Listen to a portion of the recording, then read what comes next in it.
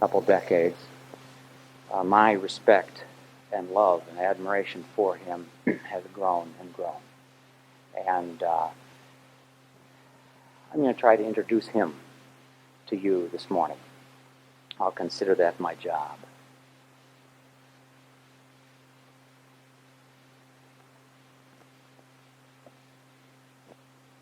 There's a shot of him in his younger days. He's known as a man of peace. If he had been here this morning, he'd have been called back in order to make peace in a village that is about to break out with their own little war. He once was a powerful shaman, and Indians get a new exciting name every time they do something new and exciting. So he's got a lot of names. He's been called He's Got a Tongue. He's been called No Trouble for being a decent fellow. The name he uses now, his Christian name is Batista. His official name is Batista Kahikua. Kahikua means Shoefoot. So I will call him by three different names: Shoefoot, Batista, and B as a short for B. He's known all over Yanomamo land now as the one who fights for peace. This is a very un-Yanomamo thing to do, to fight for peace. Doesn't use a club to do it. He just tries to make peace everywhere he can. My original working title for the book was one of his names. My favorite name for him, a name, in my view, which summarizes better than any other name what it means to be redeemed. And that name was Doesn't Grab Women. Now, I don't blame you for laughing. I see the professor here laughing away, and this name never made it through the editorial process because my wife said, there's no way I'm going to go into any store and ask some kid to find me the book Doesn't Grab Women. But it betrays more than anything else what this discussion is about. He went to a village, and he was not just no trouble, but he didn't do what normal Yanomamo men do. Now, if any of you are faint of heart, don't get Spirit of the Rainforest and read it. I used to have a warning in the front of the book, and I got an angry call from somebody once who said, I thought that warning was just there to bait me, but this book is disgusting. When we did a second edition, we realized that it really wasn't a classy thing to do to have a warning like that in the front of a book. So we considered taking it out, and I didn't know what to do, so I asked Shoefoot what to do, and he said, nobody warned me when I came along. To tell you about Shoefoot's life, and to relate it to you where you are, I really just want to talk about one word. I'll talk about it in this session, I'll talk about it in the workshop. And the word is deception. Once you understand this word, you've got our enemy pegged. This is all that he's about, deception. Now, I'm going to show you a commercial, not because I really love the commercial, but because it works on deception. It's actually a disgusting commercial. I'm shocked that it got by all the editors, but it's kind of fun to watch, and it demonstrates the whole issue of deception. Fractured fibula, given a mild sedative, so he could be able to go on tomorrow. Daddy's going to be so excited.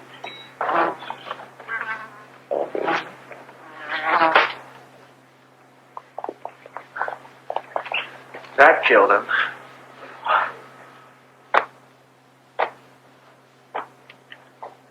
Paging Dr. Palmer, Dr. Barbara Palmer, dial 452. Now, for those of you who are troubled by that, the job of our enemy is to screw everything up. If he can't outright deceive us, he's going to make things look so confusing that reality is a mess, a straight-out mess. Theologian Paul Tillich came to the end of his life and finally concluded that there was a devil. It's amazing how much reality a person might come to at the end of his life on entering that phase. Things are starting to look different. You're looking at your life in terms of how much is left. And he could not explain the quantity of evil in the world and in people without coming to believe in a devil. An amazing thing, actually, for a liberal theologian to believe a thing like that. C.S. Lewis said there are two equal and opposite errors into which our race can fall about the devil. One is to disbelieve in their existence. The other is to believe and feel an excessive and unhealthy interest in them. While I'm talking about C.S. Lewis, I'll just mention I have two books. Both of them are spiritual journeys. One's my spiritual journey. The other one is Jungle Man and Shoefoot's spiritual journey. And I have some leftover screw tape letters, which if you buy both of my books, I'll throw in a screw tape letters for you. But I have to also add, if you want to hear screw tape on tape, John Cleese, the guy from Fawlty Towers, the British comedian, if you want to hear screw tape in a British voice, I have a few of those left. I did a kind of an apologetic offering, a Christmas offering a number of years ago, where we offered a number of my books and some C.S. Lewis books, and we offered this tape. There's only a few left, but to hear John Cleese doing screw tape, converting into a worm, is exciting enough in itself. Shoefoot and I have a sort of a lifelong debate on this particular topic right here that Lewis is discussing. I believe that Shoefoot is far too close to the side of disbelieving in their existence and ignoring them entirely. And Shoefoot believes that I'm far too close to feeling an excessive and unhealthy interest in them, because I'm always trying to get him to tell me more about the enemy, and he doesn't want to talk about them. That's why I mentioned to Dan, if Shoefoot sent one of his people to teach us about demonism, I'm telling you, they wouldn't know much about it, because Shoefoot has not been willing to talk very much about it. And he's repeatedly asked me, why do you want to know about this? Why do you want to know about that? You're getting into territories that... So we have this continuing debate, but he is a special person, and I'm going to try to introduce him to you. In fact, I'll even add that Don Shire's son, Andy Shire, was able to get him out in the jungle all by himself and put a camera on him and get him talking. And I'll show you some of the clips from that, but Don's got it available for you. A spirit came forward, stood before the Lord and said, I will entice him. By what means? The Lord asked. I will go out and be a lying spirit in the mouth of all his prophets, he said. You will succeed in enticing him, said the Lord. Go and do it. Now, I'll discuss this a little more detail in the workshop, but classic case in which God is having a dialogue with some spirits. The theological community is divided on who these spirits really are. I'll get into that later. I don't want to go into that right now. But we know in Job, God had a lengthy conversation with Satan and a showdown and so forth. In this particular case, he's sending out a spirit to deceive all these phony prophets. It's amazing. Your job, those of you who work with clients, counselors, anyone you're counseling with, is to get them to see where they've been deceived. And they have been deceived. Not that they're necessarily liars.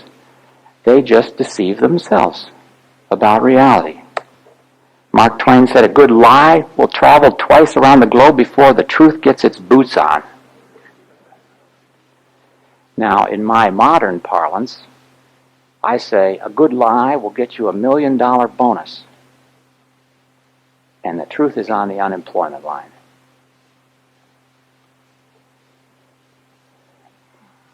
Maybe you're familiar with this particular issue. Do you know who said, remember the truth, it's all that matters?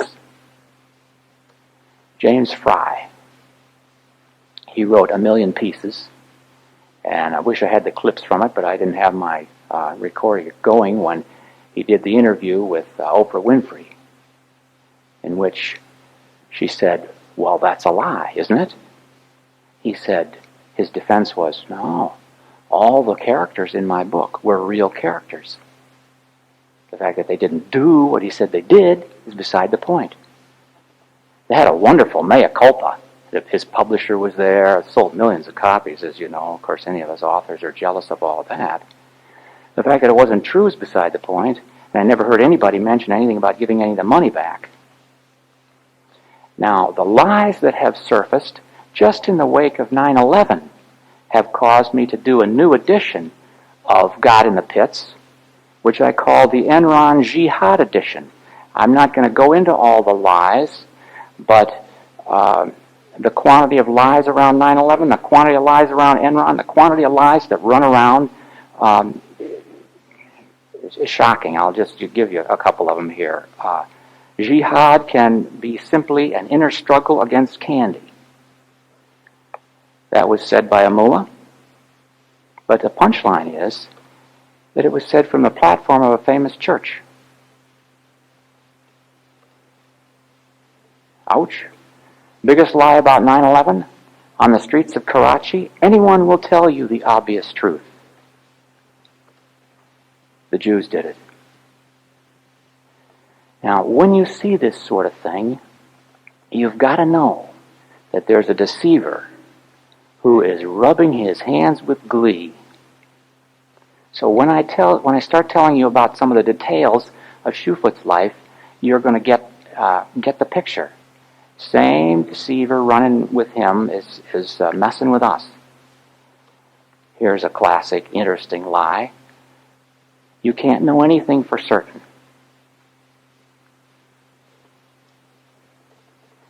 In a good lie, you never actually see the lie, the real lies hidden behind the statement. We like to call our politicians liars and so forth. Our politicians aren't very good liars. A good lie has got the lie behind it. In this particular case, the lie is, I'm certain. Probably the guy telling it never even recognizes it. I'm certain that you can't know anything for certain. Legendary Holy Grail. Here's another one. And according to the Da Vinci Code, its absence is no mistake. It's just another clue leading us to the truth about Mary Magdalene. This, for Dan Brown, is basically a dinner in which you see Jesus and his wife, Mary Magdalene. The book says the painting literally spells it out. First, there's that M, which could stand for Magdalene or marriage. I'm getting to Shoefoot in a minute, but I want to prime the pump, because you're going to say, how could he be so duped? How could he be so fooled? Look at us. Look at us. You want to see that M? Can you see it there? Now, this is Da Vinci passing truth on to us. Here it comes, right there by John.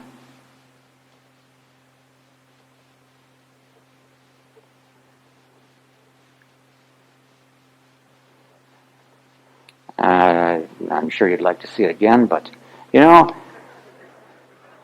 this sent me to my dictionary to see, possibly, what could he? I found there were a lot of words. There were a lot of them. I think there were thousands of them.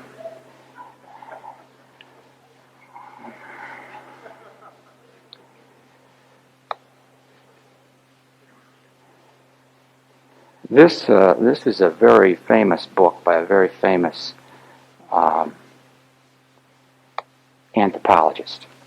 And he says, in general, the Yanomamo and many tribal peoples who subsist on hunting and gathering or slash and burn agriculture achieve an adequate, if not an abundant, subsistence with very few hours of work a day. There is no reason why anybody should not believe that statement.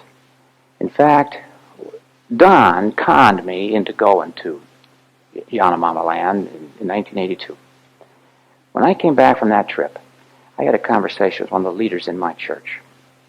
And I was telling them about how poor the people were and how we were trying to do something to help them and whatever we were doing. And his comment, he was a well-educated, a teacher in the public school system, historian. And he said, "Why are you down there bothering those people?" The reason he had that attitude is because there is a broad expectation that people who live in the jungle survive on a couple hours of work a day. In fact, one university where we were presenting, I was back at the book table, and a gal there said to me, she said, "Don't you know that such and such a tribe could get all they needed with 1 week of work per month?" I didn't want to debate her. I didn't want to say, are they extinct? Which I think is a reasonable question to ask. But I just said to her, would you like to know how Timoteo, this is Shoefoot's nephew, would answer that question? I said, Shagnon says they can get by with a few hours of work a day. Would you like to know how he would answer that question? And she thought for a minute, and she said, no. And I said, well, I'm curious myself. I'd like to know myself how he would answer the question. So I raised my hand. We were in the question and answer period. I raised my hand. I asked the question. By the time I got the question asked, and the translator got translated to Timoteo, and Timoteo started the answer, she was gone. Didn't want to hear it. I'm going to play Shoefoot's answer to this question, because this is, in my view, the most contemptible piece of deception I have ever seen in print. Looks pretty innocuous to you, I understand. But when you communicate to a civilized, wealthy culture that people who are destitute, starving, and can't feed themselves are getting by fine on a couple hours of work a day. I've made this point. Every Yanomamo I make the point to, Harry, I'll introduce to you later, is sitting on his hammock, and he looks around in the jungle. He says, all these people in your country who say it's so nice down here, he says, where are they? I've never seen one of them. And the reason he hasn't seen one of them is not because the jungle is so big. None of them are there. Because it really makes him angry that someone of Shaman's stature who really don't like what he's calling lies.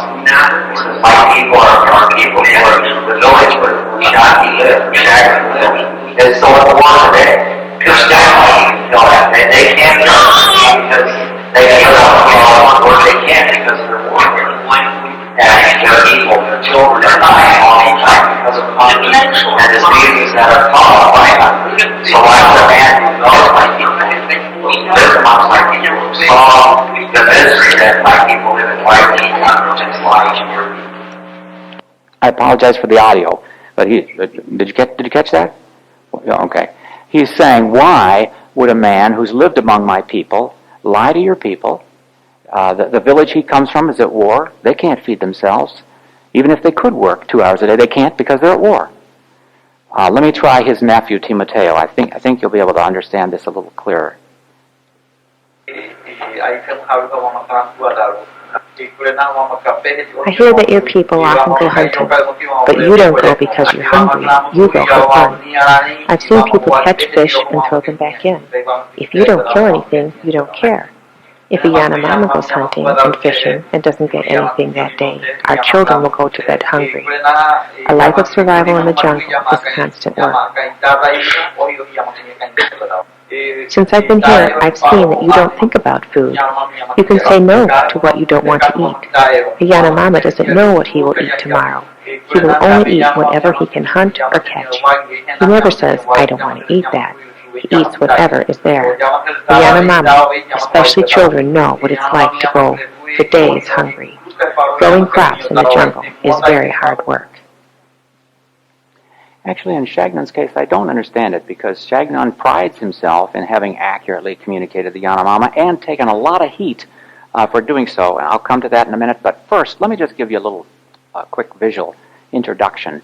When Don and I first went, we flew over hours of this kind of thing, interrupted only occasionally by a scenic river like this, and even far more rarely, Don, I'm not even sure you've ever seen this picture. You got to go a long ways to find a village, an actual Yanomamo village to fly over. Can you see that clearly? I can't see it real clearly from here. Just a closer view of it there. And then, of course, we have our escort, who's, you can see, on guard there, making sure that nothing ever happens of danger. Once in a while, we'll go a portage over a spot or two like this. Now, I have to tell you just a quick fishing story. My Indian buddies took me fishing. I tell my friends in the commodity pit this when I got back, and we caught a fish this big. And they say, boy, you're sure not an exaggerator. What's the bragging point about that? Well, again, you got to do your best to try to fit into the culture in which we're dealing with. In Yanomamo land, they measure a fish across the head. And this is me trying to demonstrate my bragging rights for the camera. And I finally gave up and got my buddies to hold it up so I could take the picture. And I don't think I'm exaggerating too much. I'm not sure exactly. Shoefoot grew up in a house that looks like this. It's called a Shaman. I finally found some pictures of it that I can show you. It's a big, round, leaning wall, and they hang their hammocks under it. If it's a large village, 300 or 400, it might be almost the size of a football field. Most of them are maybe about the size of this room. I'll give you sort of a panoramic view. Very difficult to take a picture of. In fact, in this picture, if you look very closely, there is a Yanomamo warrior in this picture. I don't know if you can see him. He's right in the middle. I'll show you a picture of him, though. I had not anticipated we would have young children in this audience, but so you can avert your eyes if you like. But this is a picture of this warrior. Actually, we did a life-size picture cutout of this warrior. I'll go on from that in case that's offensive. And we took a G-string and put it around the actual waist of the cardboard cutout and put a little cloth flap over that for students and people coming through to check us out. What we found real curious was the quantity of people, generally speaking females, who could not resist the temptation to come along and lift up that flap. It almost got to be a joke, anytime anybody walked by, we'd be looking to see if they would pick up that flap. Maybe we were acting as a tempter for them. The big debate on the Yanomamo people, this is the original book written by Napoleon Shagnun called The Yanomamo, the Fierce People, is too fierce or not too fierce? That's the question. My apologies to Shakespeare, but it is the question. It is the question. This is the book that he wrote starting in the 60s, in the 70s. It's the best-selling anthropological book of all time. There's no close second to it. I think I need to update this. Well over 1 million copies. The prof here will know. I may be over 1.5 million by now. I'm not sure. under pressure from the anthropological community, he took off the subtitle of The Fierce People. And then, under more pressure from publishers and other folks, he came out with a popular version, which was called Yanomamo, The Last Days of Eden. Now, Shagnon and I, from the time my book first came out, became, I would say, civil but harsh enemies, but with good lines of communication. When I saw this book come out, I called him up. This was too much. I said, what in the world? That is the most disgusting subtitle I've ever seen on a book. You know what he said to me? He said, Mark, he said, you're an author. He says, you know, we don't get the rights to the title of our book. I know this. I do happen to know. Did you know this? The publisher gets everything on the cover and everything in the flaps. The author gets everything inside. I said, yeah, I do know that, but that's no excuse for a subtitle like that. And he said, well, it's true. I said, that's not my title. I get off the phone with him, and I said to myself, what a crock. This guy is reputed. He lives in Michigan, but he taught in California. He's reputed to have gone to bars in San Francisco. I don't know if you know if this is true, Proc. And started fights just to get warmed up to go to the Yanomamo. That's how tough those people are. And he's going to tell me that a publisher conned him out of a title? So I'm saying, what does he take me for? Well, I picked up the book, and I started to read a little bit. Now, how many of you have ever seen a book in which the author trashes his title in the preface to his book? That's exactly what Shagnon did. He wasn't conning me at all. It wasn't his title. He trashes his subtitle in the preface to his book. He says anthropologists admit that violence occurs in the tribal world, but think that we should not talk about it, saying, even if they are that way, we do not want others to know about it. It'll give them the wrong impression. He's saying right here, this is not some fly-by-night Christian anthropologist at a podunk college someplace. This is the best-selling anthropological writer of all time. I believe his name will surpass Margaret Mead eventually. And he's saying there's a conspiracy to keep quiet about the violence.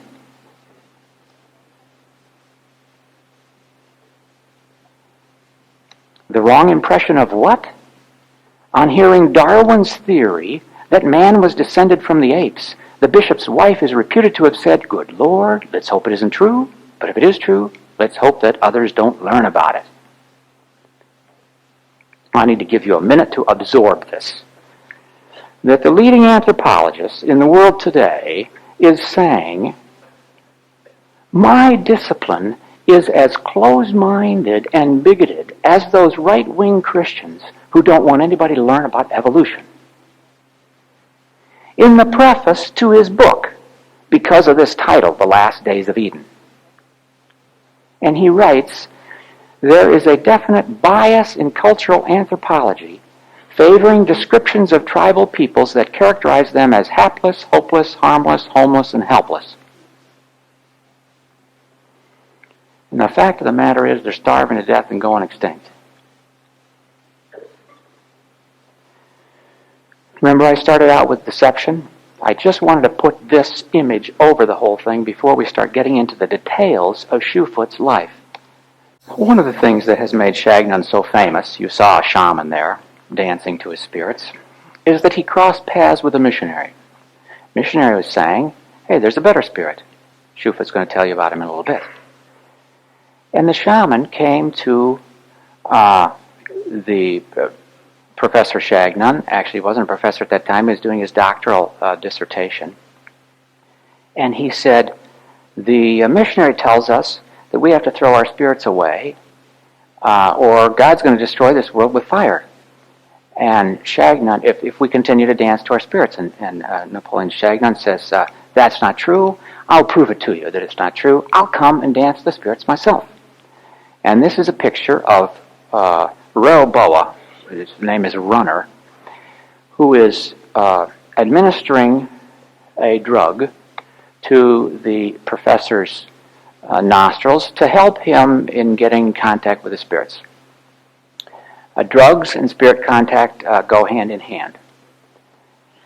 And Napoleon Shagnon writes in his book about this experience. Actually, that book is out of print, and I do not know why this story has not been reprinted in later editions, probably because it went out of style for anthropologists to take drugs and dance to spirits. That's my only guess.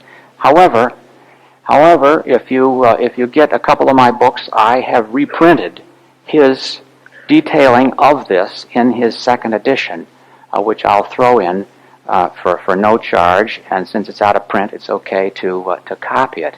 And he writes graphically about this encounter in the spirit world. He actually names 3 spirits: Feriwa, Periboriwa, and Lahakanaliwa, and I'm going to ask Shoefoot to tell you a little bit about these spirits right now, because he claims that these spirits came and lived in his chest. He invited spirits to come and dwell in his chest while he was dancing around.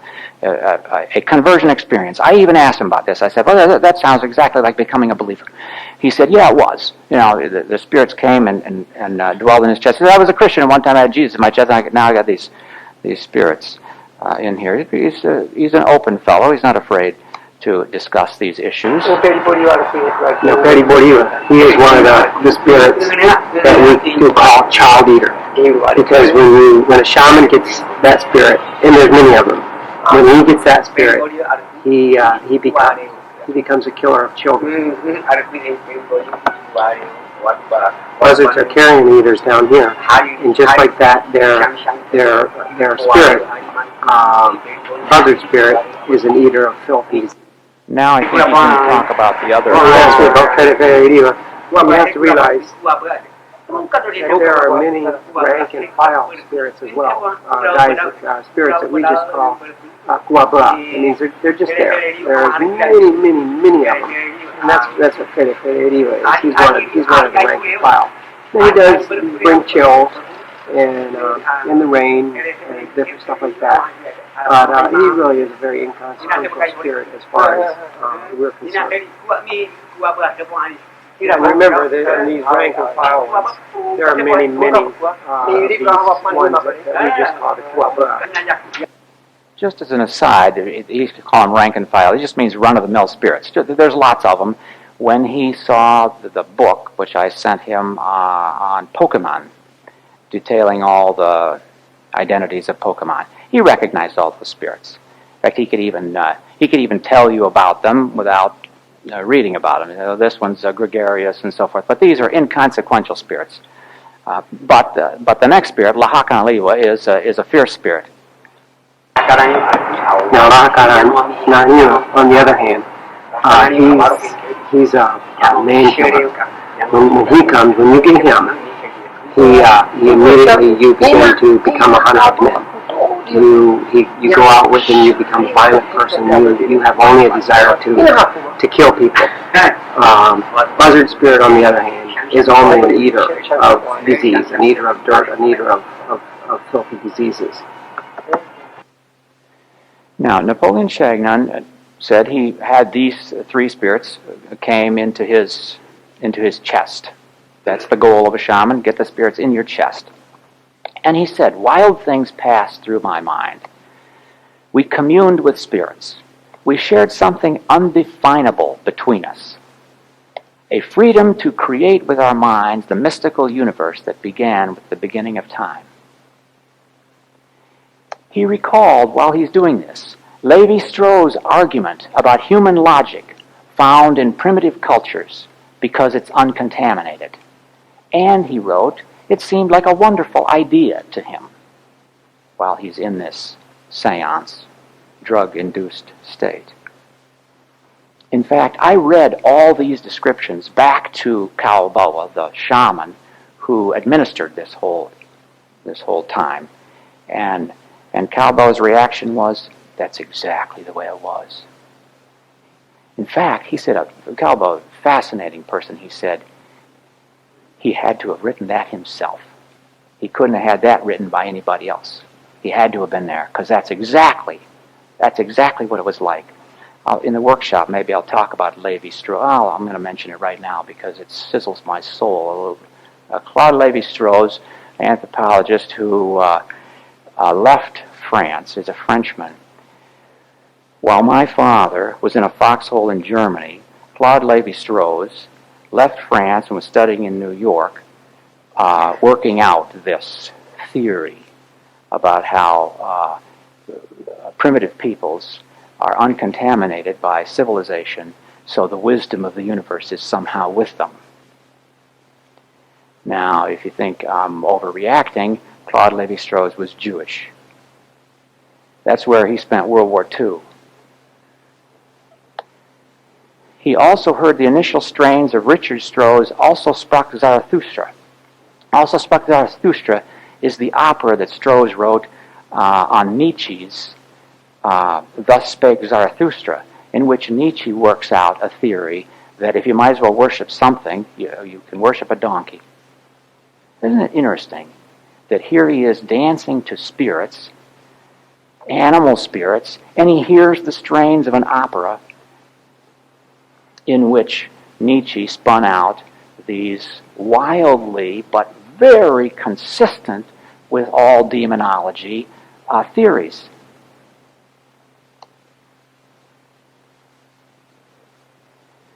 Now, there does occur at this point an exchange between him and the missionary, in which he flips the missionary the bird, and the missionary returns him what he calls an equivalent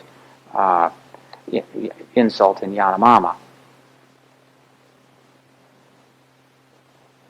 The guy who administered this thing, his name is Kalboa, that's him on the cover of the book. After the exchange of insults, Shagnon says, the others resumed their chanting, confident that if I didn't think Dios would destroy me with fire for chanting to the Hecata, they shouldn't be too concerned either. For was I not myself a refugee from Dios Eurytary, and therefore knowledgeable of the machinations of Dios and the limitations on his power to destroy men with fire? I was fascinated enough about this story to go meet Kalboa. That's Kalboa today. Kalboa, I spent a couple of days talking with Kalboa, and about every hour, Kalboa would turn to me again and say, I want you to tell me why that white guy deceived me about the spirits. He said, if I had gone a different way at that time, my life would be completely different. He said, all my arrows are gone. That means his children. I have nothing left. Nothing. And he kept saying, it's all because he deceived me about spirits. I finally got tired of hearing this. I said to Kalboa, I said, how can you tell me he deceived you about the spirits? You were the spirit guy. The only spirits he got came from you. Now, you'll hear in a minute where Batista will talk about spirits that a person gets, that they're the other shaman spirits. These were your spirits. He couldn't have deceived. I said, nobody in my country is going to believe he deceived you about the spirits. You're the spirit pro. And you know what he said to me? He said, that's right. He said, I had all our spirits, but he told me he knew about the greatest spirit. And now I know he never did.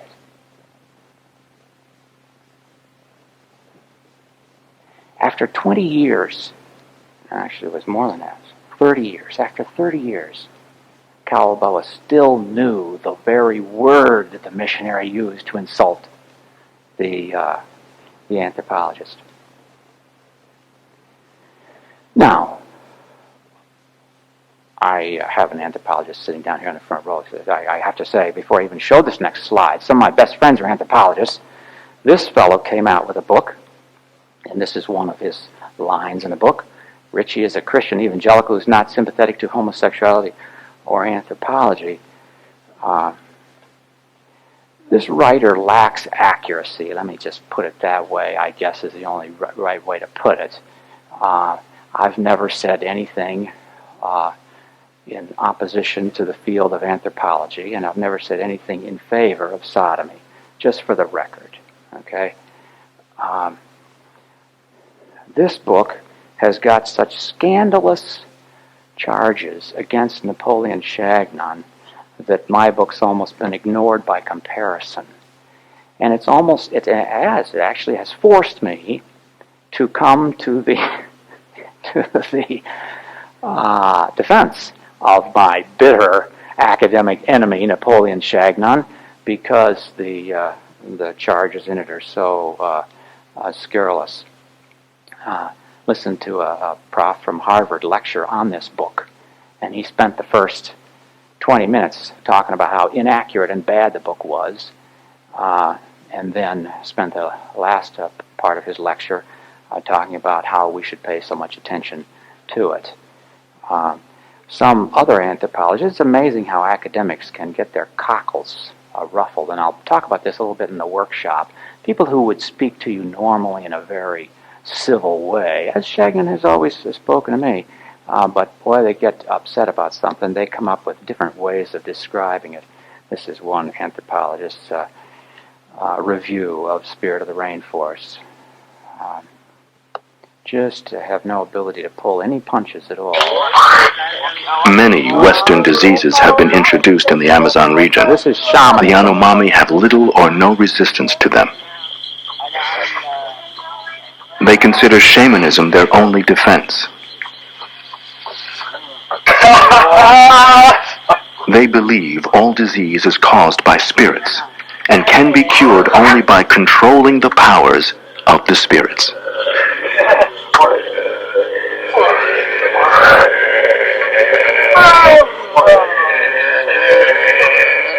Here, the shamans draw the sickness up through the patient and then cast it out to the ground.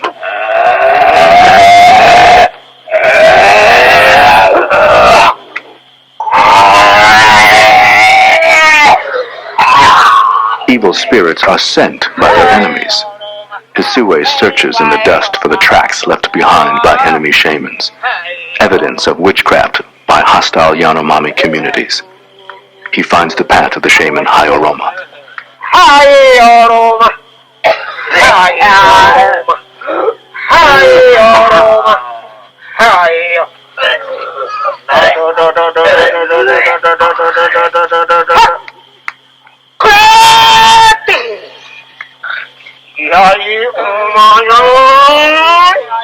Hisue is taken over now by one of the rainbow demons.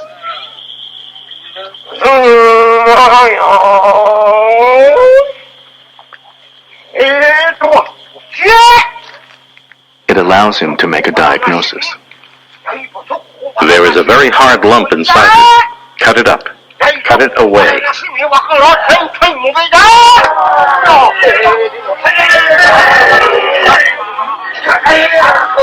He and the other men try to kill the evil spirit now in her body.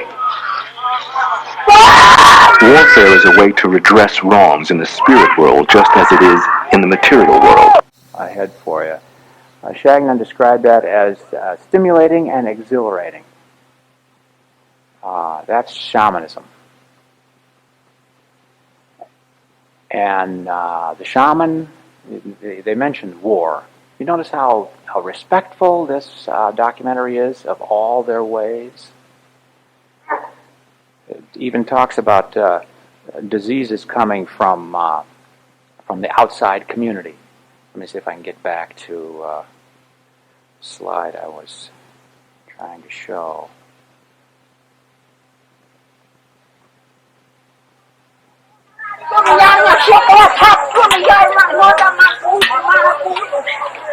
Tarumi, a woman without a husband, has just given birth. She has no family ties here, so she has no one to take care of her during this time of crisis.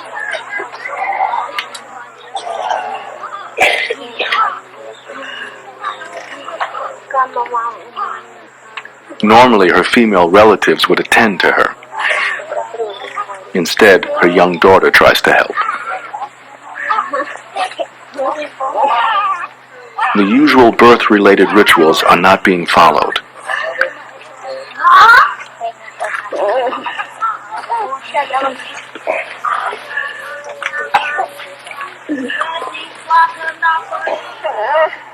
Terumi, the mother, is sick, and her baby refuses to nurse.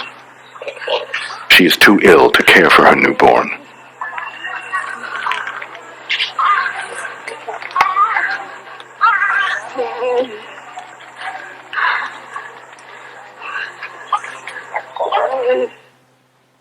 Now that, ladies and gentlemen, is award-winning cinematography.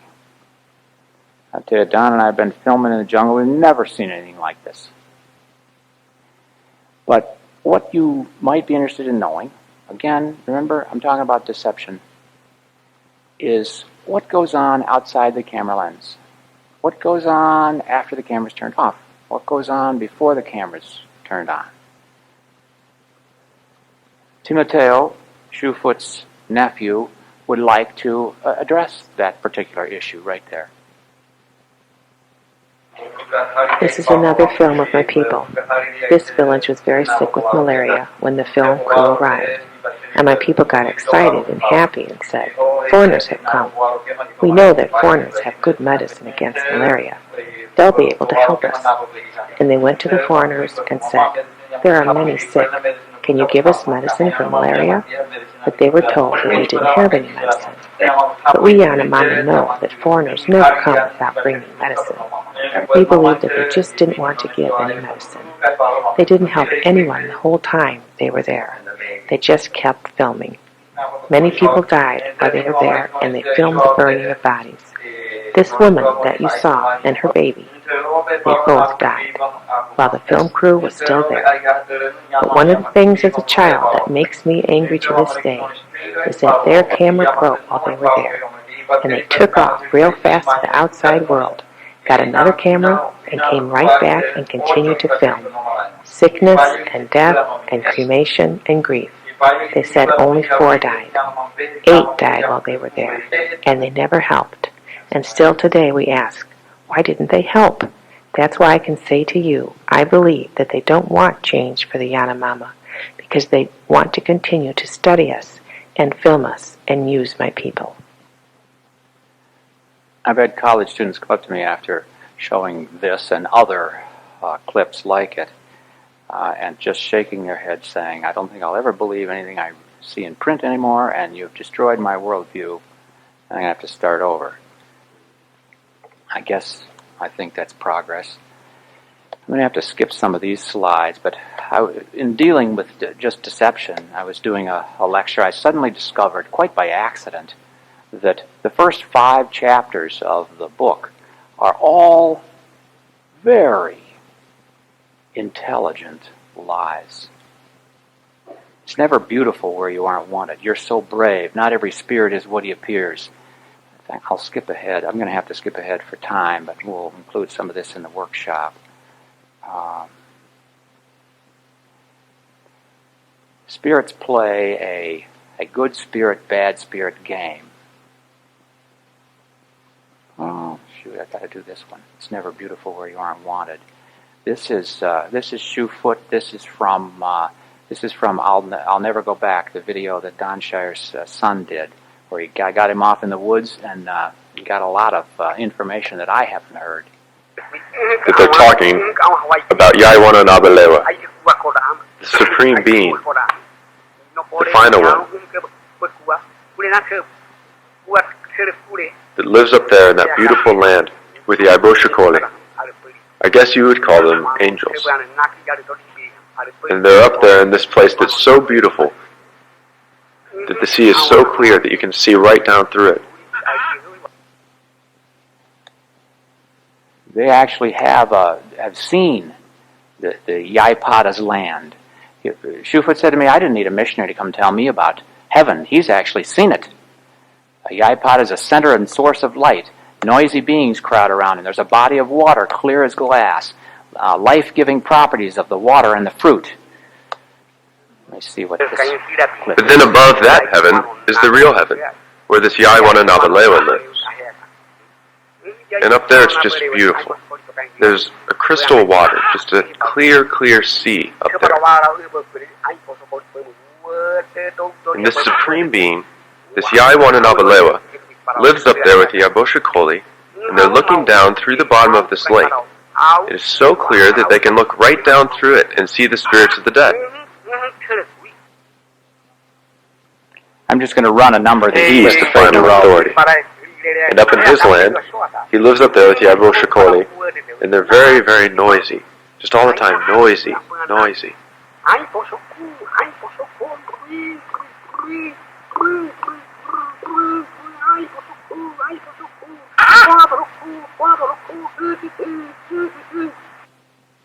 One of the things we'll talk about in the workshop is people who have a knowledge of something that they shouldn't have. In Revelation 19:1, it talks about beings around the throne, always making noise and praise to God. I'll skip over. But we said they just talked in gibberish, that they were just so noisy. We figured out later he was trying to say Shobali, the word for hell. But he said Shibali, which is our word for stingray.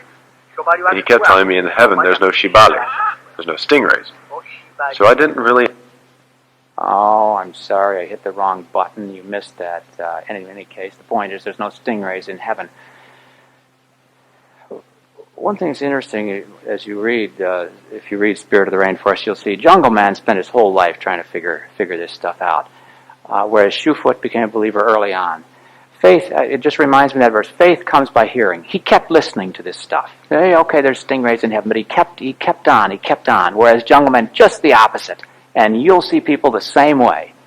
They either want to hear or they don't want to hear. I don't have time to go into some of these others. I want to skip straight on ahead to, this is a fascinating one, the whole issue of the, I'll have one clip about the Hawashi spirit. Hawashi spirit, the spirits play good spirit, bad spirit. Not every spirit is what he appears. Look out for the Hawashi spirit. Just another, incredible game. Another working title I had was Victim of Delusion. It's amazing just how deluded people can become. And we're especially forbidden to get the spirit of the Hawashi Liwa, or of the Hawashi monkey, because it's a very mischievous monkey. And anybody who gets the spirit of that monkey just can't keep his hands off of other women. You can imagine how divisive that might be in a village.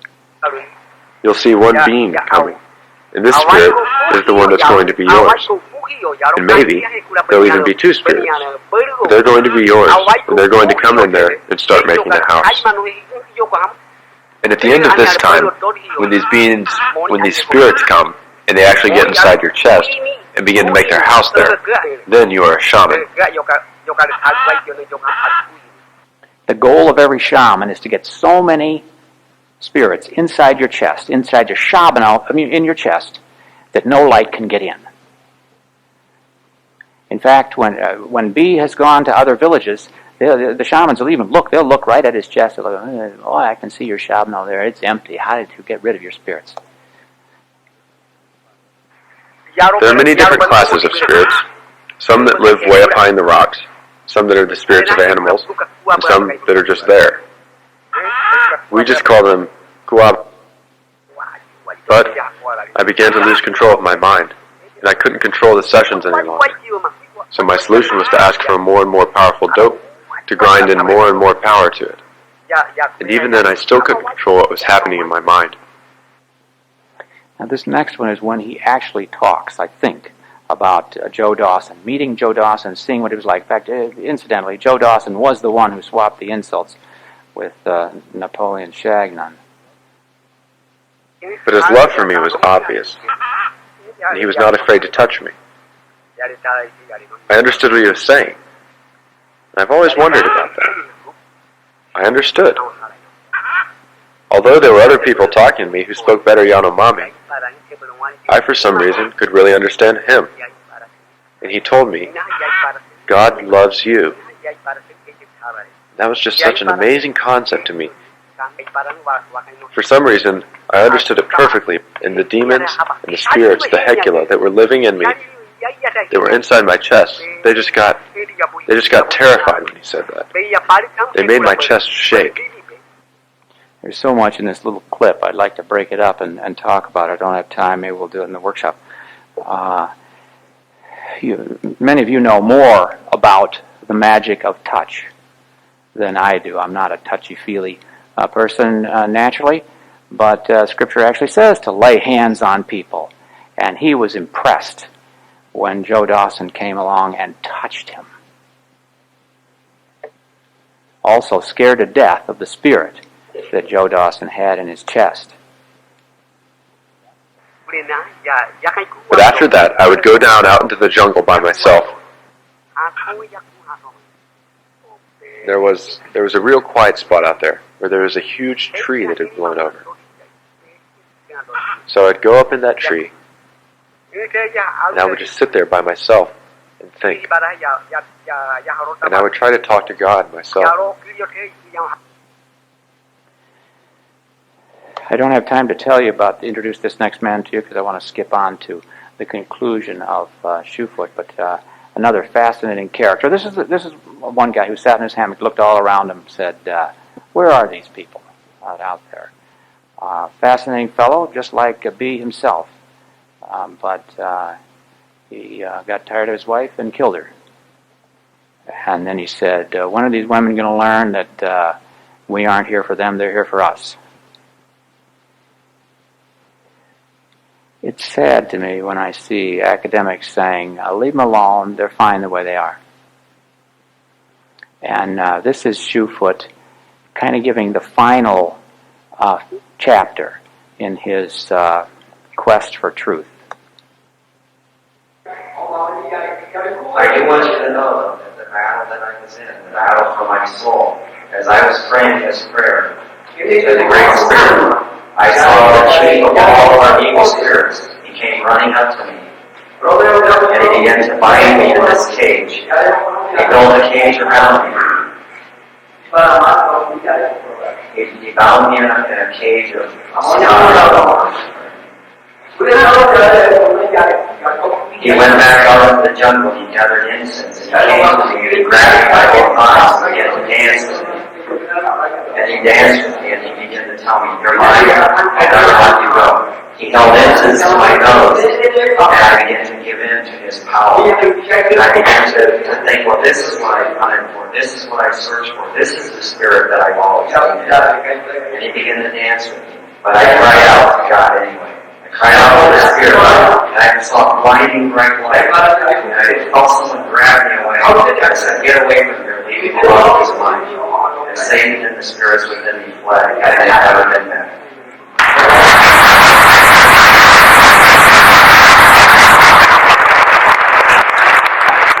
I have to just add as an aside, he'll tell anybody, don't go looking for this bright light. Don't go looking for this flashy stuff. But at that point, in his life, in his search for truth, he needed it.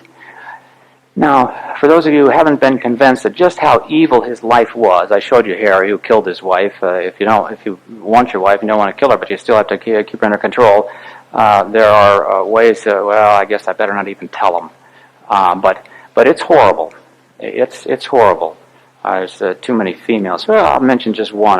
This one still is shocking me. I mentioned this to a class of anthropologists one time, and I don't get much audience feedback here because I can't see you too well, but I'm pretty fascinated by audience feedback, and you could not believe the difference the audience feedback I got. And the guys are just sitting there kind of looking up at the roof saying, well, I'm not sure. I figured that happened.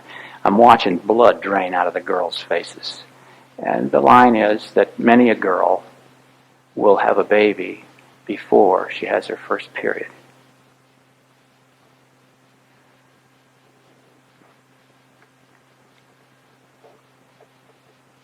On Amazon, I saw this review of Spirit of the Rainforest. It said, the guy's name is Irregardless. I don't know if he knows that it's not a word or not, I don't. But anyway, he said, I was certainly bothered by this book. though not because of the graphic violence, but by the fact that this is really a Christian apology. Under the guise of speaking through a Yanomamo shaman, now deceased, it presents a bleak view of constant suffering of the Amazonian tribe. Then whites, Nabas, bring Jesus to the jungle and everything becomes wonderful. While pretending to be an anthropology book, it is really an attempt to justify the intrusion of Christian missionaries into the lives of primitive people all over the globe. I'll say a few more things about that in the workshop, but I emailed Shoefoot and I said, why don't you respond to this? So Shoefoot did. He wrote a response. Shoefoot speaks to irregardless. Okay? Reviewer Shoefoot, dictated to Michael Dawson by Shoefoot, aging leader of Honey Village, and so forth. Okay? And this is Shoefoot's response, and I put it on Amazon's website. Just like this, I'd like to ask Don Shire to read this, if he would, please. I'm gonna translate it for you because it's priceless. Regardless, I'm called Shoefoot. With my brother-in-law and Mark, I worked on this book. It is truth, not lies. While we were suffering terribly, the Supreme Being sent His people to us. We learned of His love. Because of His love, we now love. We live in peace. We no longer are shooting each other. We are no longer stealing women. We are alive. They have many children. They are alive. You don't know anything about the Yanomamo. You've never come here. Although we are dying out, that's okay, you say. Without seeing us, don't be lying about our condition. You are living well, so don't just want that for yourself and try to keep us suffering. Stop lying. That is showing your contempt for our suffering. You have no idea how we lived. If you could come to my jungle, I would really discuss this with you, but you are far away. I believe if you could really see how my people suffer, you would not talk like this. So don't live your good life far away and talk about something you know nothing about. Just stay quiet over there. Although you are far away, don't try to make us angry. And if you ever come to my land, don't talk like this, because if the Yanomamo hear you say this, they will fight you. If the ones that are dying out hear you talk like this, they are going to believe you are mocking us and get angry. Just keep your thoughts to yourself. I am a leader in my village. I am the one whose life has been changed. Now, remember, ladies and gentlemen, I started with this theme. Okay? If you go on Amazon today, you will find Irregardless's review, in which he says, I'm not bothered by the violence, I'm bothered by the intrusion. You know what you won't find? You won't find Shoefoot's response. It's been taken off. That's what I mean when I say deception. Because the truth is so harsh that when exposed to it, a guy who loves what he's about can't face it. We had a guy doing a call in on a show one time, and Shoefoot spoke with him just like that. He said, you talk like you know a lot about us, but I don't think you've ever been to Yanomamo land. And it's mockery to my people for you to talk like this. You know what the guy did? He called Shoefoot a token N-word right on the air in front of an African-American host. I was ashamed to be white. It's still about deception. We'll go into more of that in the workshop. A couple of months after they took his off, I rewrote it. It addresses Irregardless too much. I rewrote it, rephrased it. So if you go on there, you'll see a review from me, but it's really Shoefoot kind of rewritten. And it's still there. But my point is deception. Shoefoot was deceived. Jungle Man was deceived. We are being systematically deceived. Your job is to help people see not where they're lying to others, where they're lying to themselves. My time is up. Thanks, Dan.